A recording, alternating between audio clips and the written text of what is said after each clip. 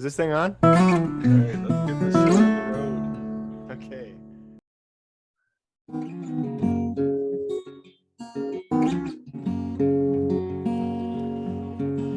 Welcome to the carving.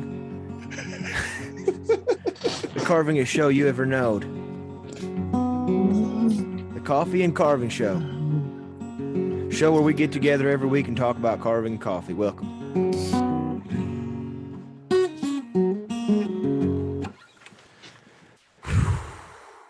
What a day.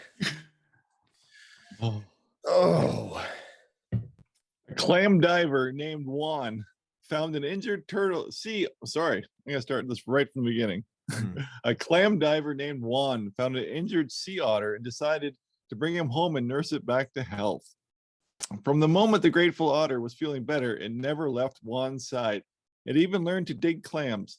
One day, a man came to Juan's house looking to hire him for a week. His wife answered the door. Sure, his wife said, it'll cost you $500 a week. That much? He replied. Sure, you're getting my husband and his otter. They bring up more clams than anyone else in town. I just want Juan. I'll hire him alone for $350, the man countered. Sorry, she said. You can't have Juan without the otter. Okay. Okay, A, that was way too freaking long. I was really expecting a good punchline. And B, I didn't get the good punchline. Come on. That was terrible, man. New heights of bad.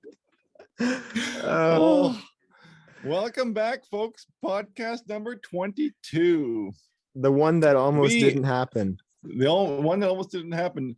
This is the last minute podcast with Doug and Alec.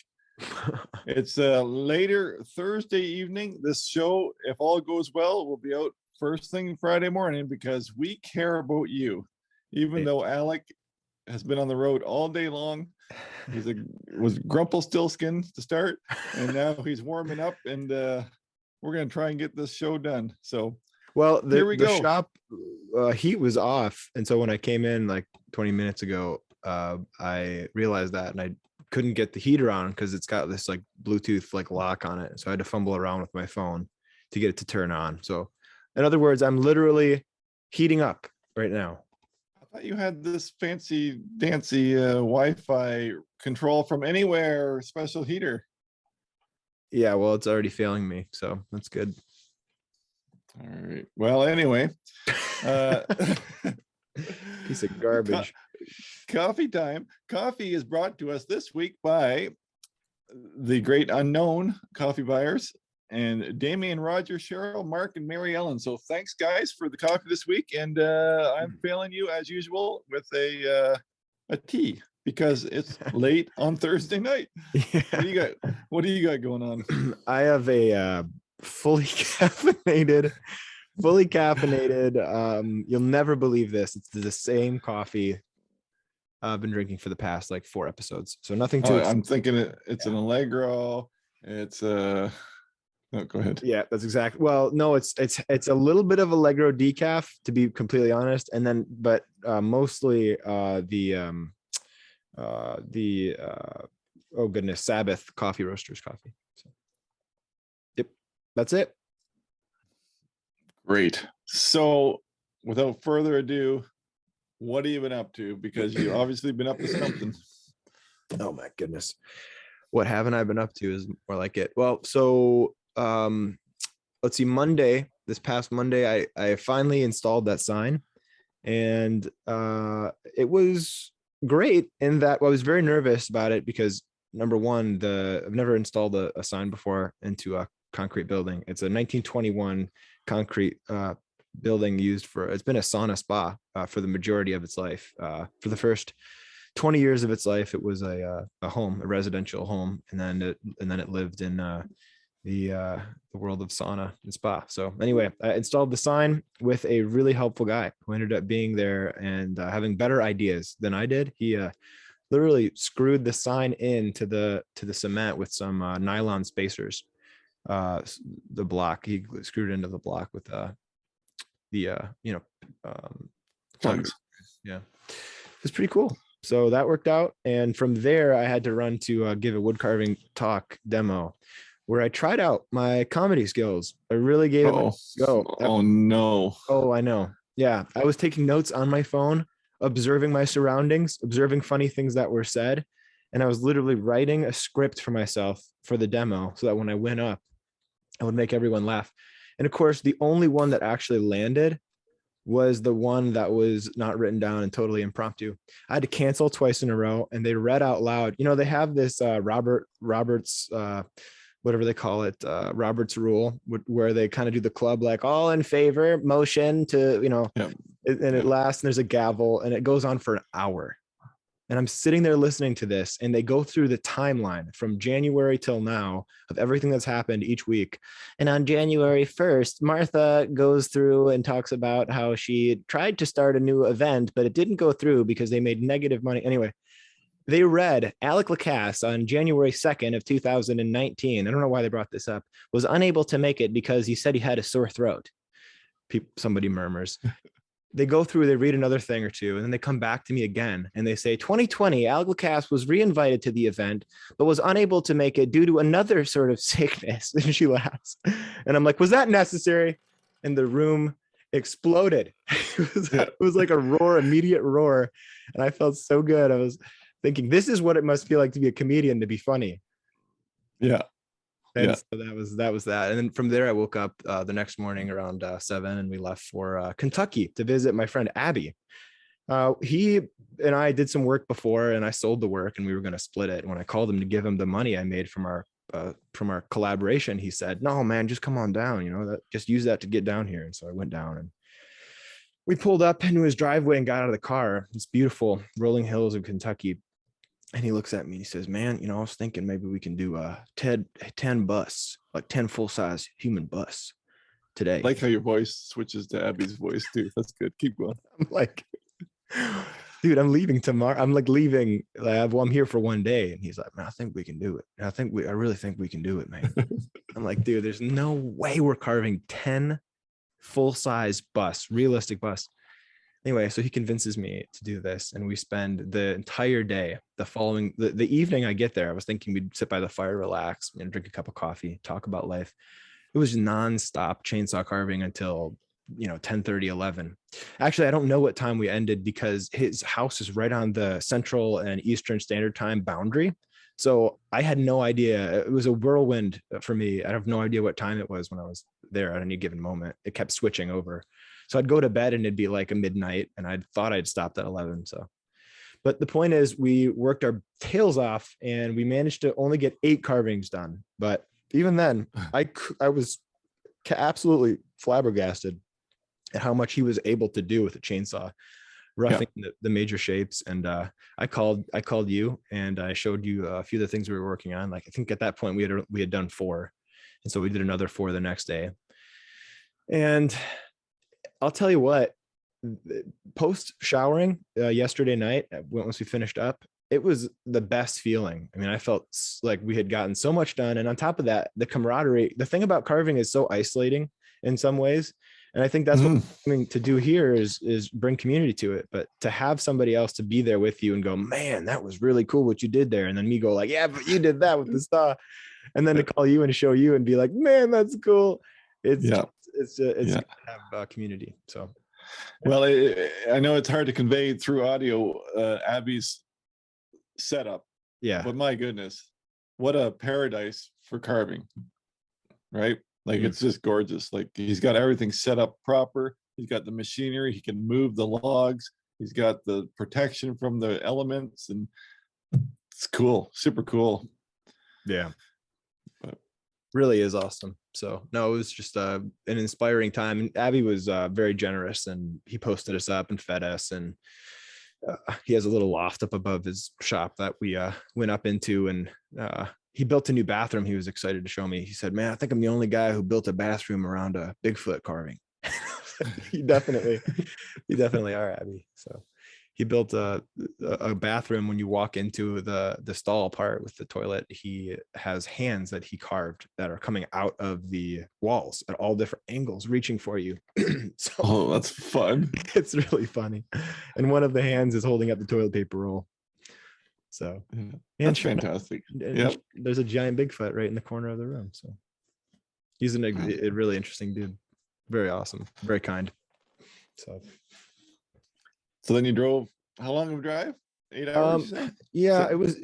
it was 7 hours, but we stretched it out to, I don't know, 9.5 hours or 10 hours or something with gas stops and food. We stopped twice for food. And yeah, so it wasn't that bad of a drive, but it's something about driving, it tires you. So Oh yeah. Yep, yeah, for sure. yeah. Yep. So Well, that's fun. that's what's going on in my world. I'm curious to hear what's been going on in yours. What's new with you? Well, so we've had a long week because normally we film earlier in the week. So it's been over a week. But Yeah. what have I been up to? I did some whittling. I put out another YouTube video, another tutorial Yeah. with basswood, a beginner Yes. tutorial. I made these little penguins, They're and adorable. it's such a fun project. Yeah. It was a fun little it's a quick whittle, it's a simple whittle, but again, sometimes the simplest little things just make you the happiest and give you Yeah. satisfaction. And I mean, I think the video was 30 minutes long, but I'm sure I could probably do it in like 8 minutes if I Yeah. just put my all into it, wasn't teaching it or whatever. But anyway, fun little whittle, fun little video I made with it. And doggone, it seems to be going pretty good compared to others that you would think are more skillful or whatever, but the simple always wins. Hmm. So, and then I know I did this I did a crescent moon, my first ever crescent moon. This guy So cool. on a piece of cottonwood bark, but I originally painted a bunch of stars. Sorry, audio. I'm showing Yeah. a picture of this. It's for those listening, it is a relief carving in that you can see the background, but Yeah, carved the basically a crescent moon with craters and all. And in it, he did this really sweet, realistic profile, and he's just kind of he's asleep, and it's serene and awesome. Yeah. yeah. So really But originally, I painted some stars in the background, and I showed Alec, and Alec was like, "Lose the stars, man." I'm like, "What?" He goes, "Yeah, gotta get rid of those stars." So then I recarved it again, taking out all the stars and just scooping what do you call that? What's my word? Texturing the background. yeah. So yeah. And then So I if you see it on Instagram, it has stars, but now it doesn't have stars because Alex said they were terrible. yeah, I But really didn't so. say, well, so to be fair, I didn't say that. I said I said trash the whole carving, man. That's right. To the You don't ground. know what you're doing. I hate your carvings. No. Yeah. All I said was I what did I say? I said maybe less stars and space them a little bit more. And then you went and carved them all off, and I was sad. But it's, to be fair, it looks really cool either way. So Yeah, I don't mind it now either. The stars kind of made it a little hokier, a little yeah. more crafty Yep. because they weren't real stars. They were like Yep. dotted stars. Yeah. So yeah, it added a little bit of maybe cheesiness to it, but It looks it was awesome now. fun. I had that idea in my head for a long time, and I had that piece of bark because that piece of bark is probably 8 inches wide. Oh my goodness. That's And amazing. so I knew I wanted to do something. I was saving it for something, and I knew Right. I wanted to do that, but I finally just attacked it. But I was going to film that too. In the same hand, I started into it. And I said, "You have no idea what you're doing. You can't film what you don't know." So I just bumbled my way through it, and I was happy at the end. Yeah. But yeah, to film it would be ridiculous because I was learning as I went. So, Right. but yeah, that was fun. That's great. And then the whole while we after talking last week and humming and hawing, remember we talked about selling your carving. This is like my therapy, talking to you on this podcast about, do I sell, don't I sell, what's my focus, what's my, do I, where do I want to go? Yeah. And I always say YouTube is my focus and selling would be an aside. I don't like going to the post office back and forth. But anyway, after all that, I decided, well, try something. Let's try an auction. Hmm. Try an auction on Instagram. I purchased a whole bunch of brand new boxes and some bubble wrap and some packing paper and all this stuff to go, because I wanted the if you're going to get a carving, then I wanted to wrap it proper and have like the experience of opening it, not like a whole bunch of old newspapers and duct tape and stuff. I wanted to make it look nice and neat.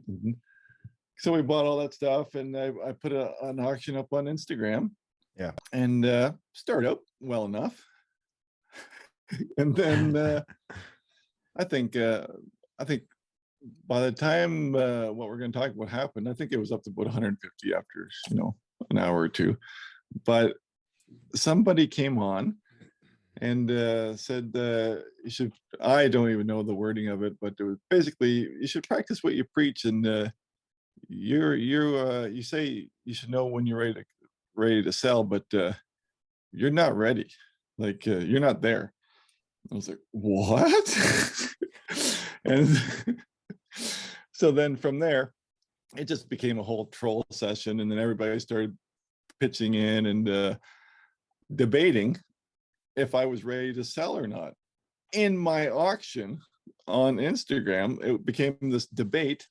And at the same time, parallel to that, I had put a post on my YouTube community feed saying, hey, if you're interested, I put up an auction on Instagram. You want to pop over? And over there, then that started over there like, oh, this is the end of Doug Linker as we know it, selling out and all of this stuff.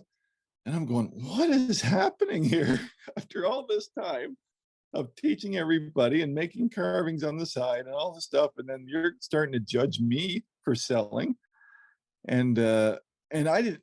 And let's go back to the beginning. I wasn't even convinced I wanted to sell. Right. Like this is adding something to my life that I don't even have time for. Right. But so anyway, I went to bed that night and I let it continue. And then I was laying there and I just built up in my head. I was getting madder and madder. I wasn't mad. I don't think I was mad that this guy said you're not ready to sell or you're not good enough to sell, because I know that's not true, right? Like, I mean, it could be true. It depends what you want to pay. But I think I can sell some stuff. I don't think I'm not terrible. But I think I was mad that I let people judge if I was like I let this thread continue in my auction. And I got madder and madder. And then I think it was about 1:30 in the morning. I got up and I deleted the whole thing everywhere. Yeah. I was just so mad. Yeah. And then I've calmed down again. But I don't know. It was so I was laying there going, why am I so angry? I was trying to sell some carvings. Wasn't sure if I wanted to sell the carvings. Now I've opened up this other can of worms that's driving me crazy with these people chirping me and talking to me. Yeah. Now, to be fair, trolls be trolls, right? Like, I don't think that if it was like if it was you or if it was someone that I really respected that was telling me that, it would hurt a lot more. But this guy was just an absolute troll. There's no ands, ifs, or buts. Like I wouldn't. Well, anyway, I won't judge his work. Can I insert something? Well, no, I'm just going to say, like, I don't go to kindergarten class to get financial advice. So, I mean, I don't the same way in the carving world, right? Yeah, you said what I wanted to say. That's about all I have to say about that. But anyway, so I put it on hold again because it did not make me happy. It actually really ruined my night. And it's funny because during this time I was getting all excited and my daughter was picking up on all this stuff. And she's like, they don't think you're good enough and all this, and because she's on Instagram too. And she's checking me out and going, what do they mean by this and that? And then I come back and it's the sweetest thing ever. And I thought, you know what? Screw that guy. She comes back and I have this little mirror that I keep beside my carving thing that, if I want to check out my eye or whatever, how my wrinkles or my bags look. And she put tape on my mirror and it says, the face of talent, and she taped it on there. I thought, oh, cute little kid. Dude, So that made me so happy to see. It was that was the cutest thing. yeah, that was super sweet. So I thought, you know what? I don't need this in my life. Yeah. So I dropped it. So Yeah. now, mind you, the whole time this was happening, I bought these boxes to fit. I bought 3 different sizes of boxes. And I did some trial shipping calculations and stuff. And my larger carving is like a 22-inch carving that would fit in like I think it was 7x7 by 24-inch box, right? So I did some test things. In a test bare bones shipping, like say to Texas, was $50. Yeah. $50 on Expensive. top of whatever they cost. The smaller ones, were 35 or something, and then the smallest box was like, I don't know, 21. But still, I'm going, how could I send something for $50? And then it's going to take me an hour to wrap them and pack them. Then I got to drive them to town and go to the post office and fill out all the forms and all the stuff. And I was like, I'm just going to chill for a little bit longer. Yeah. After all of that. But yeah, what a crazy little roller coaster there. But the guy, he didn't see that he was out of line in any way, or that one guy, mind you, there was more than one. I should say that too. Yeah. Like they were different people on both ends, like the YouTube and the Instagram, and that you're a sellout or whatever. And this guy says you're not good enough, and this guy says, oh, he is good enough. And it was just crazy. It was gross. It was just gross. Yeah.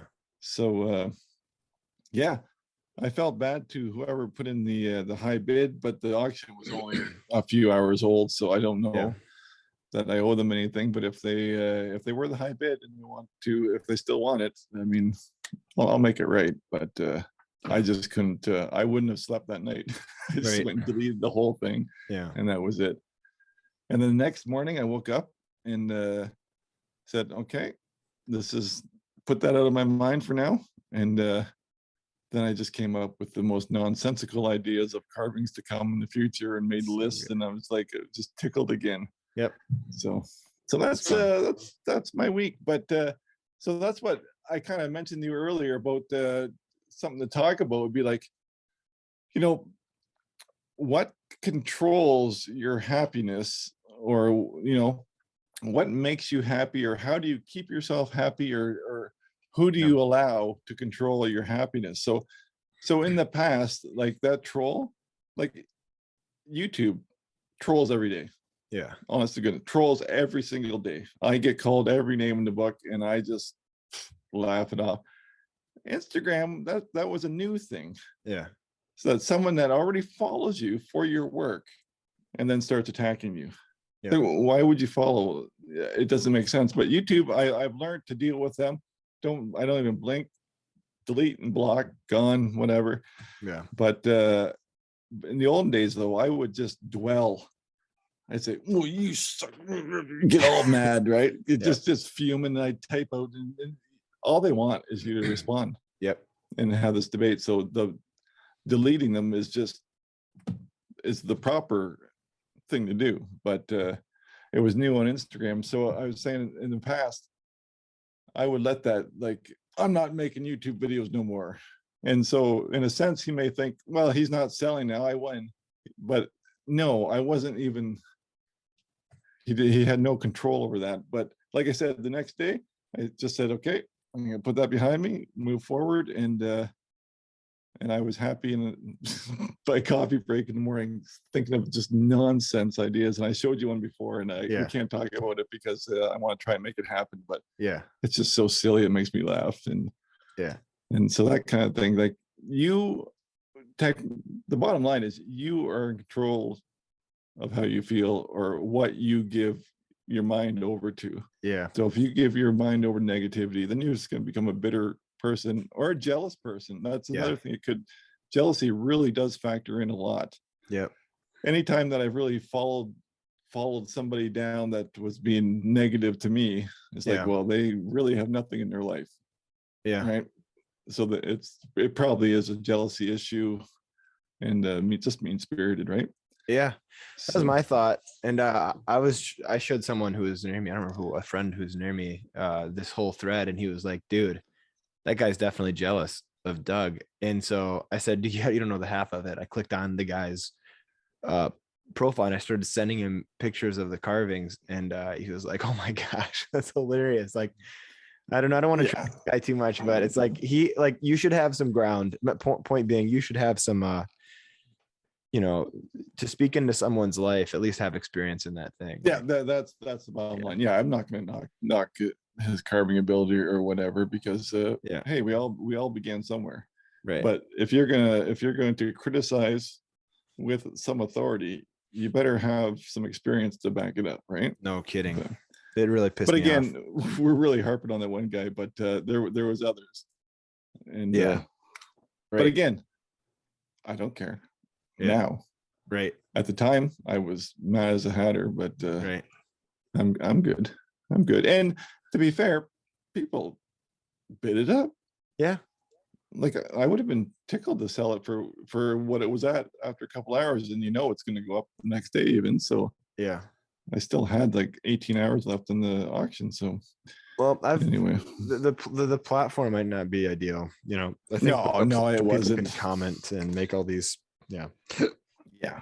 And I had quizzed earlier in the week. I quizzed people, like, if I sell, what do you recommend? And people are like, do like your own website. I'm like, nope, not gonna do a website. I don't have time to do a podcast. I'm not gonna build a website and then maintain it. And then other people are like, do Shopify. Well, that's something I didn't really know much about it. But Etsy, everyone's like, Etsy, it's clean and simple. But then other people said, why would you go on Etsy when you got hundreds of thousands of followers? You don't need their marketing of your carvings. Yeah. You have an audience. Yep. So anyway, I thought I would put on social media, but social media is not the place to do it. That's the bottom line. So ironically, I've experienced similar things recently, like with trying to auction little carvings here and there on Facebook. It's just I don't get what I could get if I just put them up for the price that I want for them. Yeah. Just wait a little longer and put them up for a price that you want. Yeah.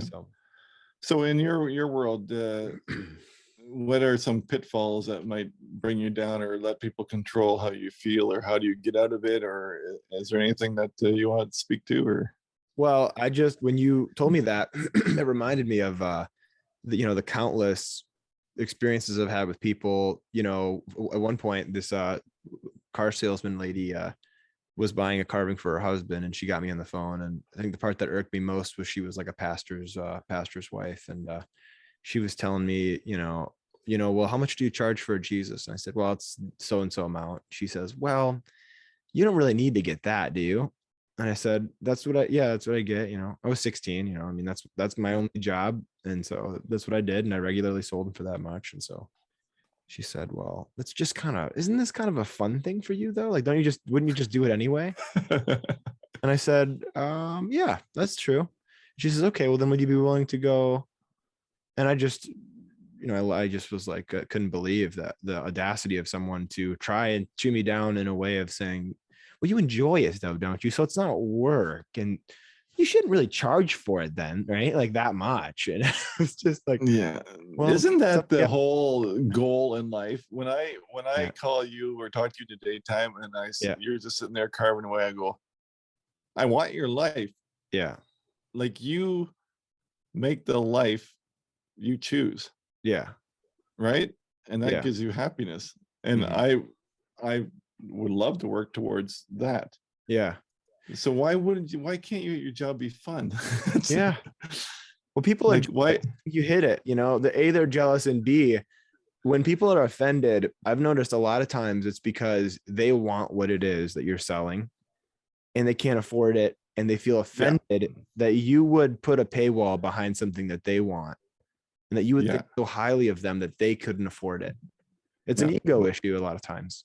Yeah. I had a lot of those comments too. Too rich for my blood, I'm out. Well, you didn't even have to be in. Right.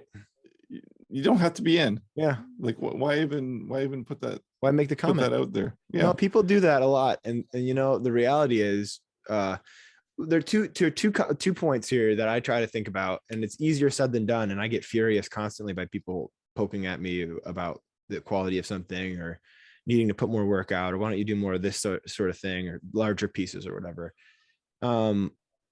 There's two things. One is usually the loudest people are, they might not be wrong. And this comes from like Seth Godin. This comes from, like the entrepreneur, like Elon Musk type people. They say, a lot of times your friends, they don't want to be honest with you because they admire you too much, and they care about your feelings. So look to the strangers who give you critical feedback, right? Specific critical feedback. And so I look for folks. Like one time an artist, one of the best painters I'd ever seen, told me that my foreheads were way too flat. So it was a very actionable, specific piece of input from somebody who was really good at something and had no attachment to whether I thought she was a jerk or not. And I took that advice, and I think about it all the time. I'm looking at carvings I have right now going like, I think I'm right, but I might be a little off still. And so I want that critical feedback. And it goes to what you said, if you admire someone, you should strive for their feedback. But some guy who's just online trolling you, or some lady who wishes she could buy something from you but can't afford it, so she's going to chew you down. You have to be very good about, and I think you're good at this, is putting aside the opinions of people who aren't adding value to what you're doing. They're actually subtracting it, and it's making you less excited. You have to pay attention to that. Like, it's making you less excited.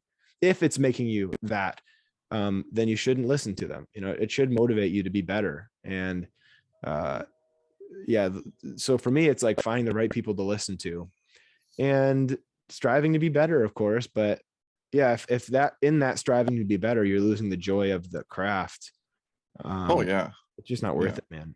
It's just not worth it for me. well, and I say that as again, I'm 50. Yeah.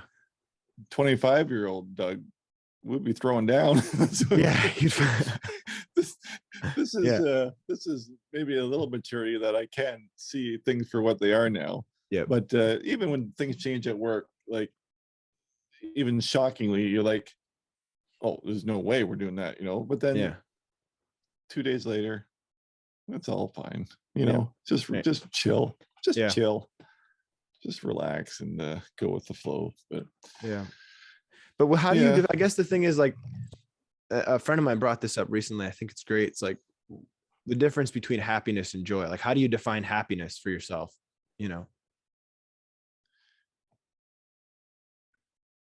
Yeah, well, some say you can be joyful in suffering.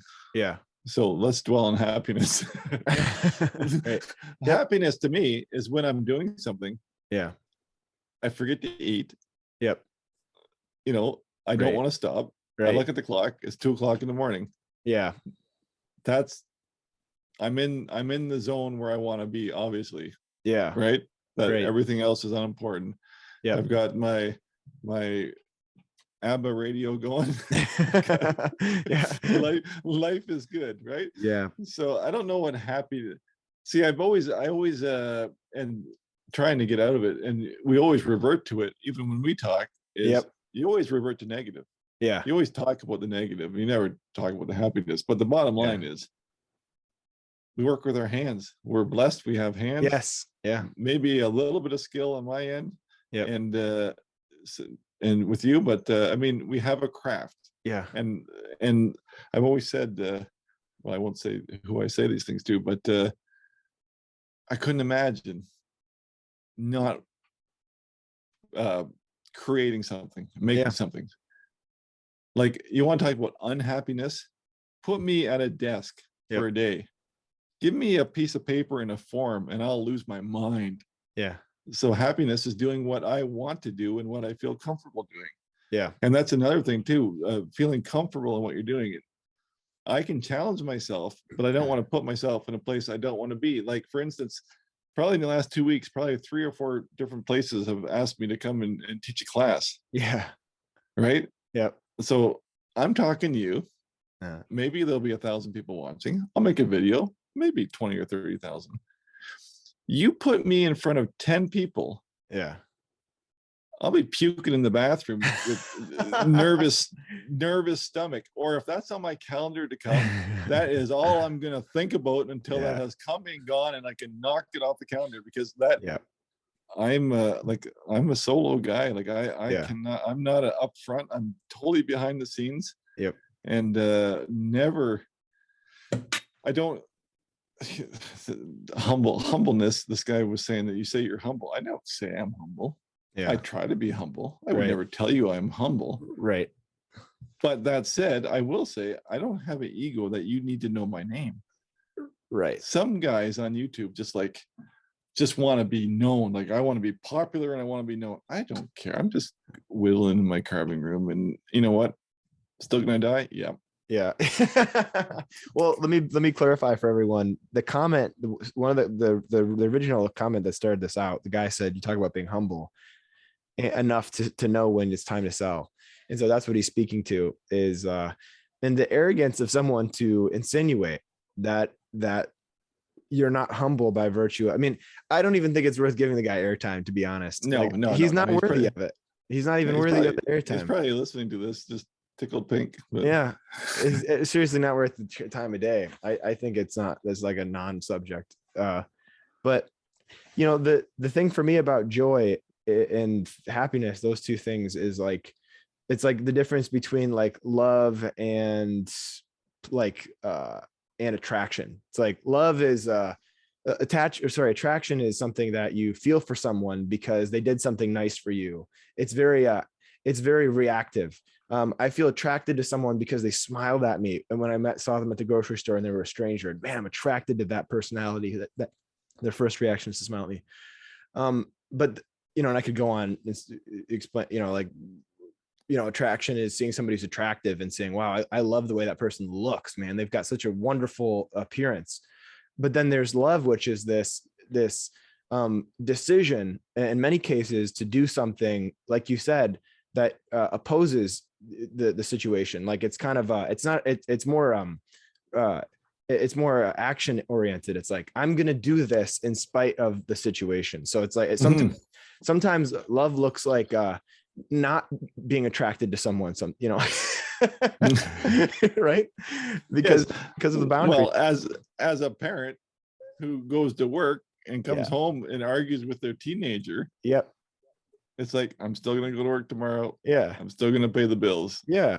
You pot liquor, like, you know, like, yeah. And so that's the same thing I think about with joy, is like happiness is, you know, that first few hours where you read the comment or you get the feedback from your hero and she says your faces look all the same and they're not any, the forehead's too flat, and you really need to stop being a lazy, you know what, and get your butt to work and really refine your skills and stop, you know, whatever. Like, hearing that, you know, for the first few hours is horrible, and that makes you unhappy.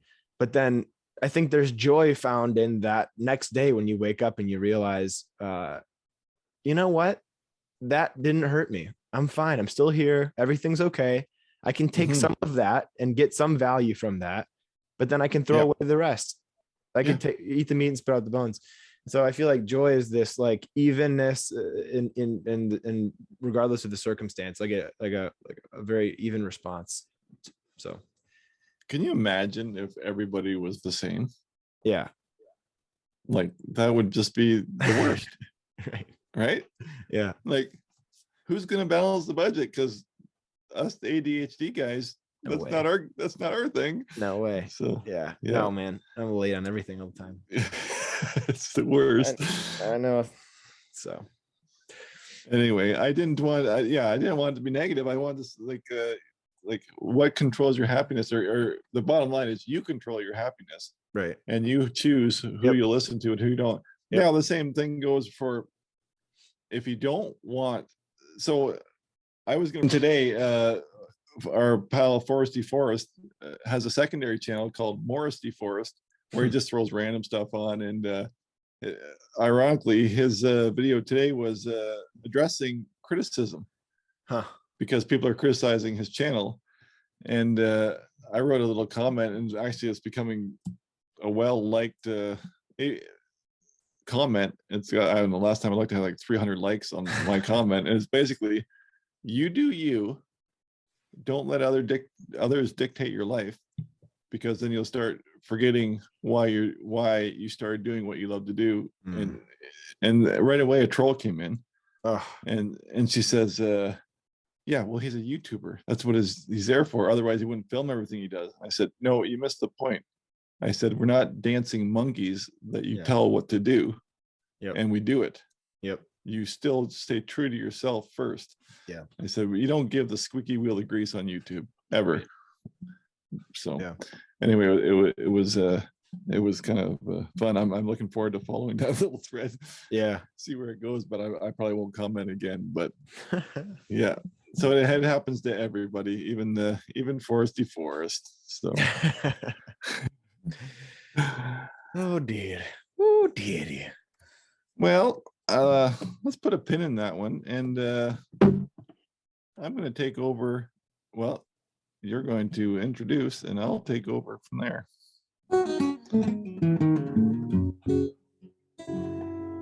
Mailbag. Bam.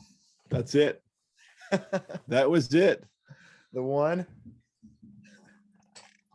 I had to skim through these while Alec was driving home, and I thought I'll just try to get through. We have actually quite a few, so apologies if we skip you, but like I said, it's basically it's a week and a half.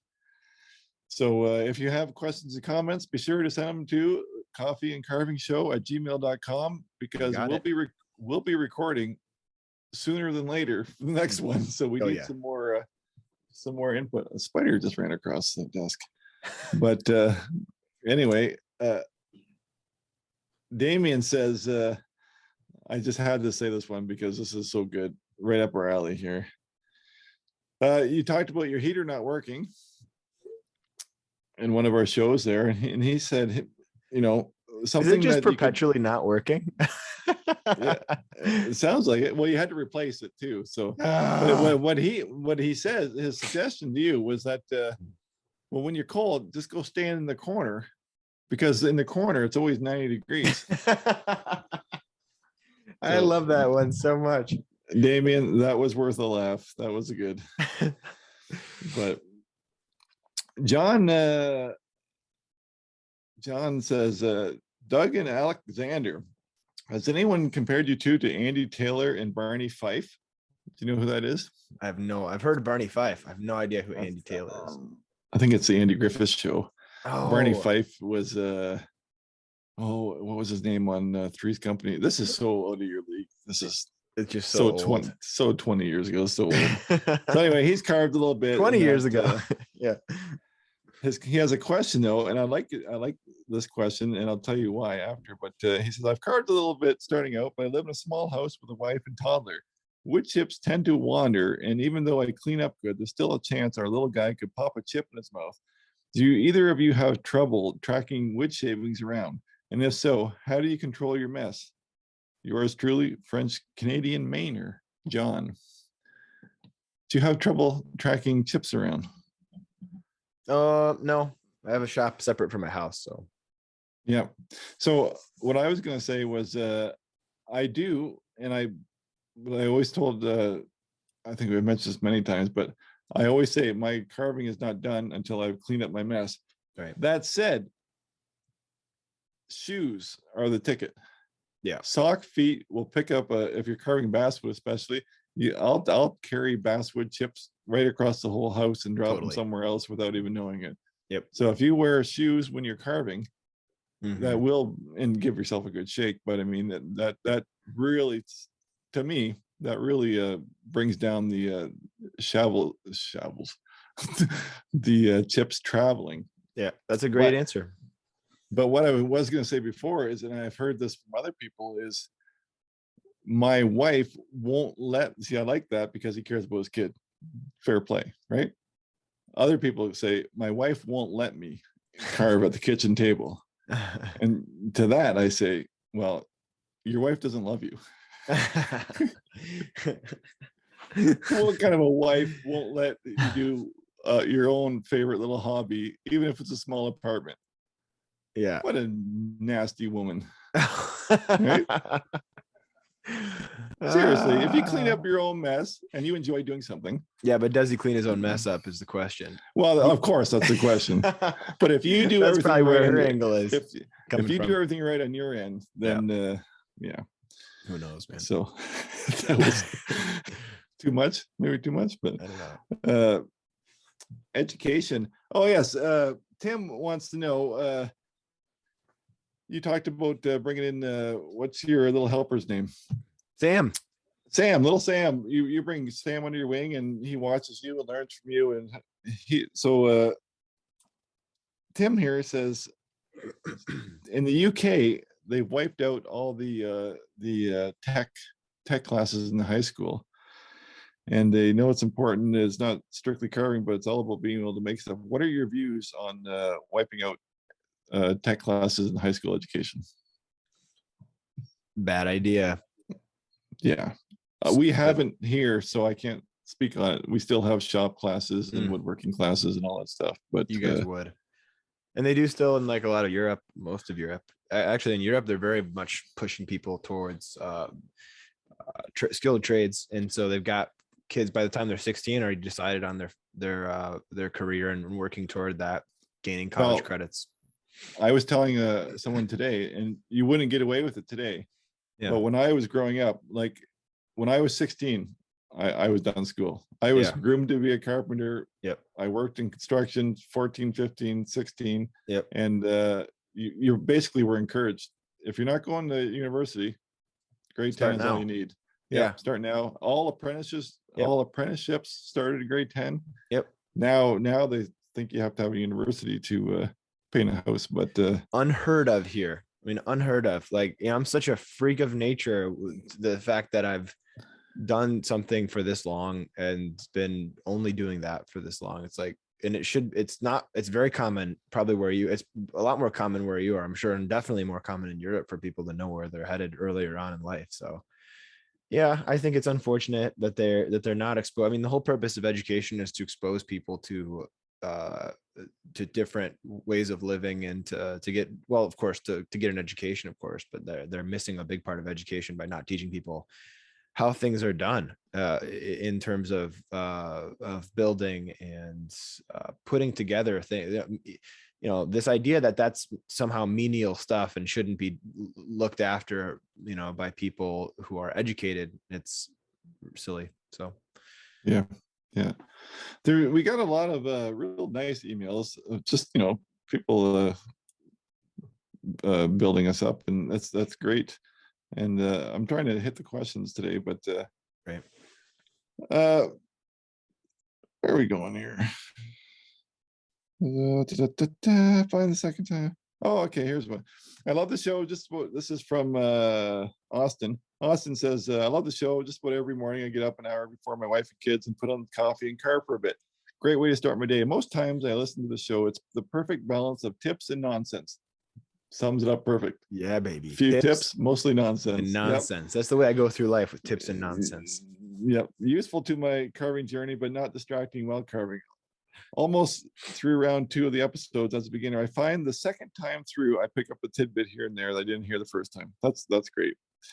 Alec, if you're ever passing through Bozeman. Doug, I know you can't stand country music. Oh, this is the challenge. If I don't like the Turnpike Troubadours, he'll send me Cottonwood Bark. So hate them. Bingo.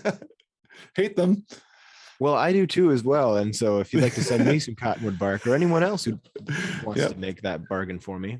Yeah, no, to be fair, I did not check them out, but hate them nonetheless. Yeah, challenge. Don't think that's how that works, dog.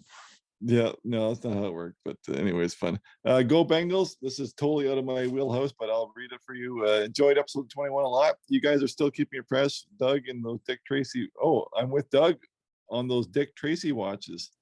Keep them in the comics. You and your iPad watch, or whatever you call it, Apple Watch. What was it? Who is that guy? James Bond. No, I'm thinking something else. Anyway, Inspector Gadget. To be fair, I feel like for the sake of argument, for the narrative, I should defend it, but I'm kind of with him. It's like kind of stupid. But anyway, keep going.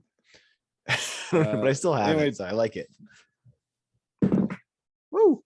Oh, anyway, I gotta get the meat of Tom's thing here. It says, what's it say?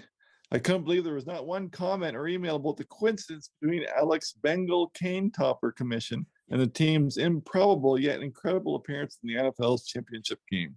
Stranger than fiction. Yeah. Maybe you both could get together on something for the Green Bay Packers and help them to the next level. Love everything about the show. Be well. Thanks, thanks, Tom. Let's do You it. posted something this week Yeah. on a story on Instagram. What was that about? I don't know. I guess they were doing some sort of award ceremony or to be honest, I don't really know. All I know is there was a man walking out with one of the staffs onto the field with one of the staffs that I made them. So I guess it's cool to see that they're actually like they use it for things. That's fun. Yeah. So I'm happy. I'm kind of it's surreal. I was driving through Ohio with all these Go Bengals billboards up, and I was like, every time my poor driving mate Marco, who went with me, was just probably rolling his eyes because I kept going like, hey, pointing at it. All of a sudden I'm into football. It's like, Todd writes a little letter of support. I guess he was privy to the little Instagram debacle. So thanks, Todd, for his nice comments. Yeah. Mary Ellen says, your comments on change really resonate with me. I joined a carving club when I first began carving in 2015 and learned much. However, club politics and being volunteered for newsletter person, coupled with being elected club president while still a newbie to carving, left me addressing these executive activities instead of doing the thing in which I was there for. Learn to carve. Needless to say, change came and I am no longer involved, and I'm growing by watching you and young Alec, as many others. Alec, your work is awesome. Oh, this is the question. Eyes and eyebrows are still an issue for me. I watch your videos and you make it seem so effortless. My carved eyes are hit and miss, not always the same size or rounded as they should be or clean. Any verbal tips you could give? I've got something. I do too. I'll make it quick. When you make a cut to one side of the face, go right over before you do anything else and do the same thing on the other side. The biggest problem I see is people go and they'll go, okay, I got to get this eye in. So they'll get the mound going, they'll get the brow ridge set, and then they'll do all this stuff. And then they go to the other side and they're like, okay, what the heck did I do?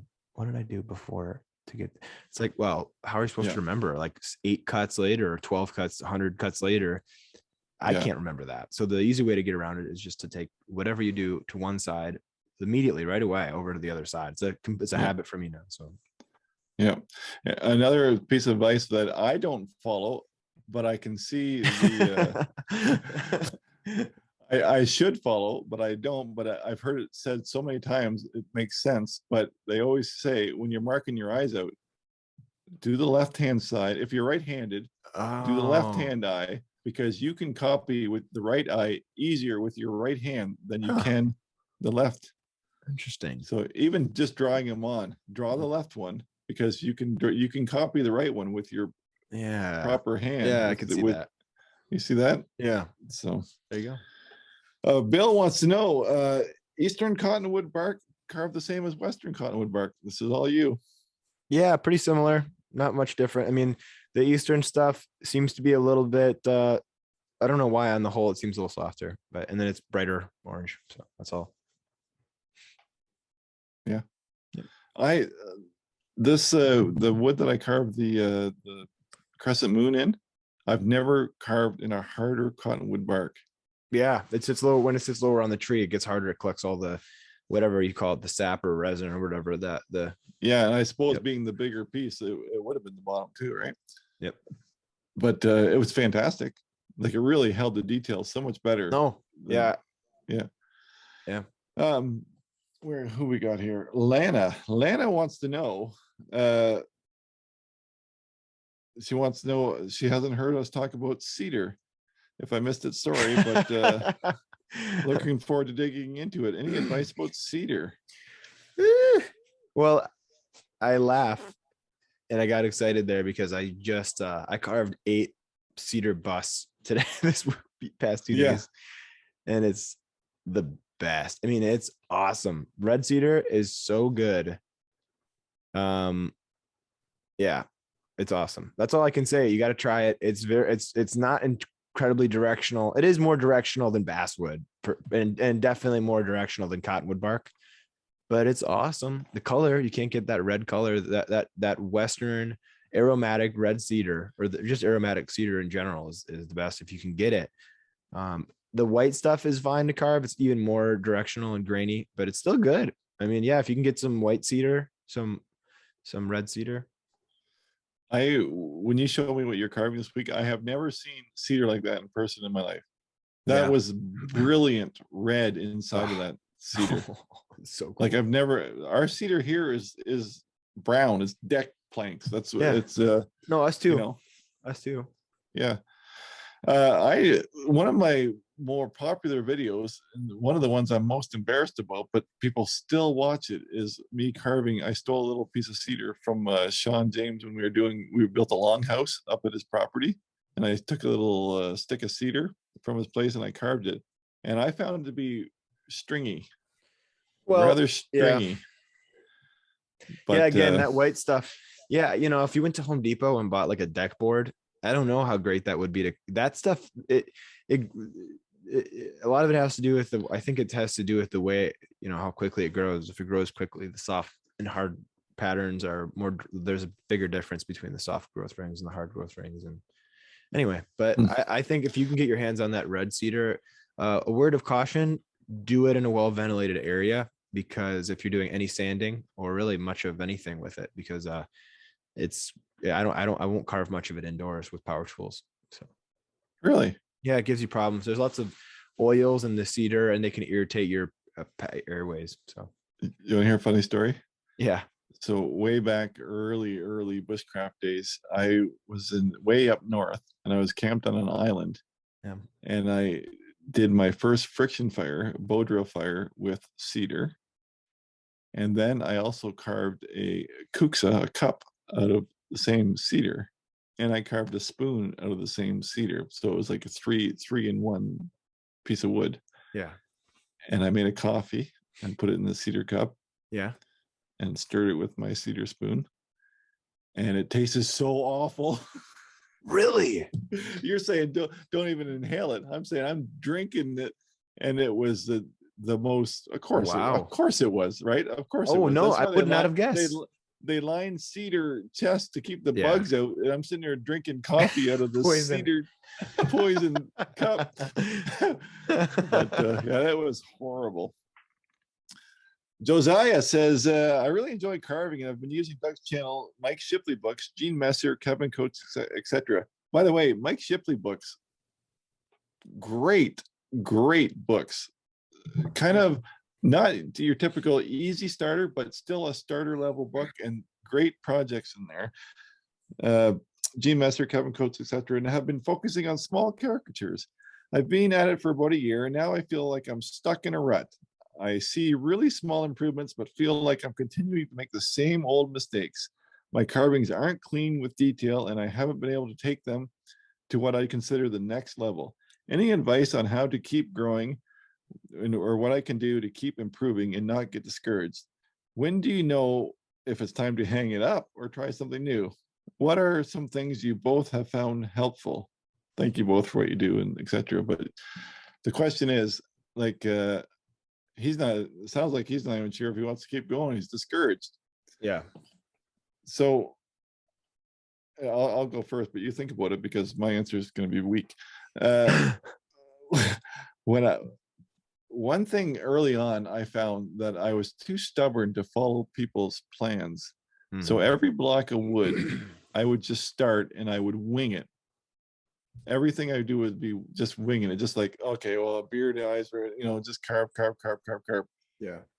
And always, if it turned out, I'd be happy. And if it didn't, I'd throw it out because I wasn't happy. But the problems that you always get into is like, you never do eyes, or so dimensionally and whatnot, but or you do eyes differently every time. You're learning how to do, there's so many ways to do eyes, and you're changing up and you're guessing. And I think something that was really helpful for me is just take a stick and just do nose and eyes over and over and over again. And then you'll be doing noses and eyes in your sleep. Yeah. That's going to take away a lot of guesswork. Yep. Frown line, smile, frown line, smile, frown line, smile, Yep. beard, beard, beard. Just take junk wood and just hit all the areas separately so that you can do them. And I understand what he's saying, because like I said, if you just, like I said, I just grab a piece of wood and just start carving and hope it turned out. Yeah. But you don't have to hope if you know each step along the way, and you know what you're going to carve when you get there. Yeah. Rather than trying to make it up or fumble your way through it all the time. That's my little thing. What do you got? Well, the only thing I would add to that is just in line with that, which is, of course, like you said, read, I'm not going to repeat everything you said because I second it, but yeah, using materials from people that can walk you through each and every step, and also drawing is important.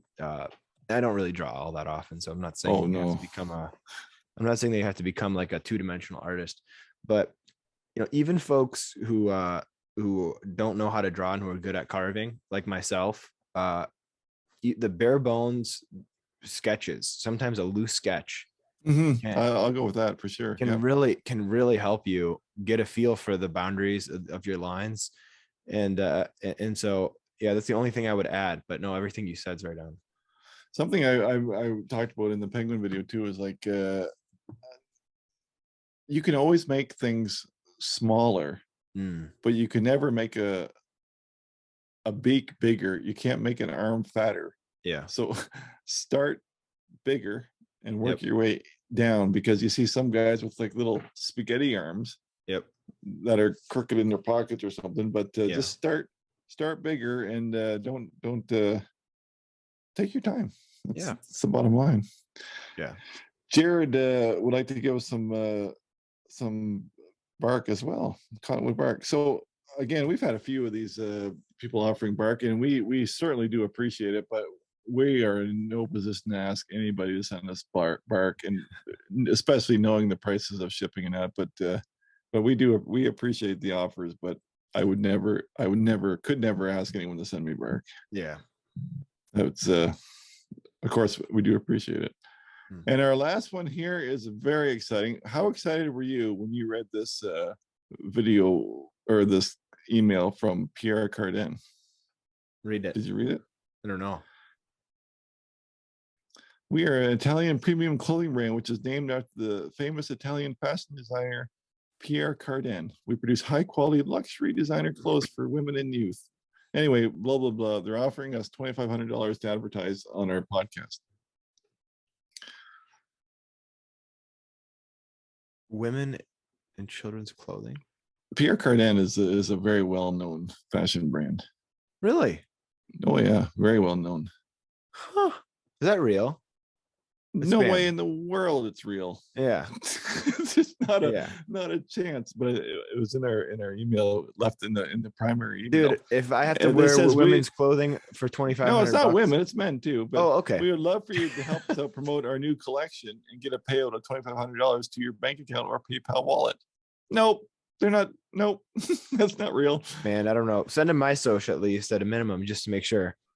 Yeah, you probably only have to give them $500 to join the club or something. But I'm in, dude. Even the emails looks fishy, the email address. So anyway, I left that there because I thought you might get excited, but I see a spam a mile away. But that's the mailbag for today.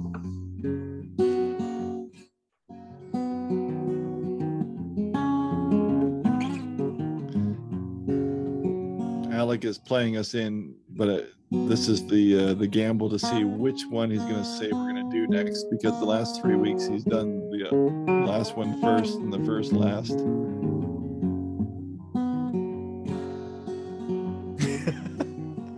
What is it? Yeah, exactly. I knew it. We are doing our artist of the week. Oh, right, because we're combining the two, what we've been listening to and what we are going to in the future. Folks, we have some changes coming in the future, but not just yet. Okay, I knew that. We do have some changes coming, but we're going to stick with the you can join them, artist and media, but I have one for both today. So if you want to just do half a job, go ahead. Half a job is in like Just start. yeah, or one in the same Yeah. artist in media. Well, this is going to be a low hanging fruit in a sense, because I just saw the guy, but and it's so easy to pick him. But Abby Peterson is of course he was so generous, and but genuinely just seeing the way that he can do these giant chainsaw carvings, rough them in a matter of 30 minutes is like, there's an art in that in and of itself, and it's fun to watch. And I've never really had a true appreciation for chainsaw carving, because I was just so dang mad at people for coming up to me and being like, hey, do you do chainsaw carvings? And I'm like, Yeah, no, I don't do chainsaw. Like, do you do only like eagles or bears? And I'm like, no, I'm yeah. thinking I'm above that. But then watching the artistry that he puts into his work and Oh yeah, no, the yeah. out there stuff that he does, it's like, so yeah, Abby Peterson, it's Woodlife, and you can check him out on Facebook at Woodlife. Abby is spelled ABBY, and of course Peterson spelled as you'd imagine it. But yeah, he's definitely an awesome carver, and I enjoy seeing what he puts out there. So check him out. He's not on Instagram yet, so that's kind of a bummer. But check his website out. It's Woodlife. I believe it's if you Google Woodlife, it'll come up. So. He seems like a really great guy too. Oh, he And is. I really appreciated when he said, you know, I could be doing this, or I could be in the mine or the sawmill or whatever. You know, those are my Yep. options where I Yeah. am in Kentucky. And he chose right. He chose Yeah, he good. did. Yeah, Yeah. he did. He's doing Yeah. great too. I was surprised too that for some reason I always thought he was an older fellow, Yeah. but he's just a young guy just making a way. And Oh, he's just 40, man. He's just 40. yeah, no, he's doing things right. So Yeah. my artist of the week is I want to say German, but I don't know that. What is the term? Umulet or whatever, the two dots. Oh, yeah, that Is might be that Scandinavian. Like Swedish, I think they do that. Maybe they do that in other countries too. I think that maybe there's a couple countries that use those. But anyway, her Yeah. name is Karen Lowenstrom.